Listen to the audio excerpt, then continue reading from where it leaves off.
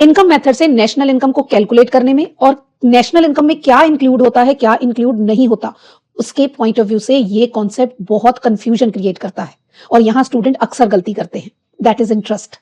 Simple interest क्या है? It refers to the amount received for lending funds. That is, अगर आप अपना पैसा किसी को उधार देते हो तो उसके बदले में जो आपको अमाउंट मिलता है, दैट इज व्हाट इंटरेस्ट। पर जब नेशनल इनकम की बात होती है तो नेशनल इनकम में कब इंटरेस्ट इंक्लूड करना है, कब नहीं करना। नेशनल इनकम में कब इंटरेस्ट इंक्लूड करना है? When it is paid bye a firm.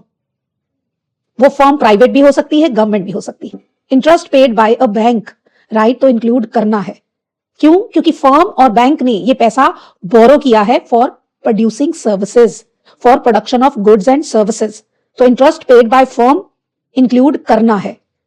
कब इंक्लूड नहीं करना? When it is paid by household, when it is paid by general government, right, जिसे हम इंटरेस्ट ऑन नेशनल डेट भी कहते हैं, जिसे हम नेशनल डेट इंटरेस्ट भी कहते हैं। And interest paid by one firm to another firm include नहीं करना। क्यों? क्योंकि हाउस होल्ड ने और जनरल गवर्नमेंट ने ये लोन लिया है कंजम्पशन पर्पसेस के लिए, तो इसको इंक्लूड नहीं करना। तो सिंपल याद रखना है, interest on loan taken for production purposes include करना है, पर अगर आपने लोन लिया है कंजम्पशन पर्पसेस के लिए, राइट, बाइक खरीदने के लिए, अपनी कार खरीदने के लिए, राइट जी, तो वो इंटरेस्ट नेशनल इनकम में इंक्लूड नहीं करना। आई होप आपको ये कॉन्सेप्ट क्लियर हुआ होगा, और अगर वीडियो अच्छी लगी है तो लाइक और शेयर करना बनता है। Thank you so much.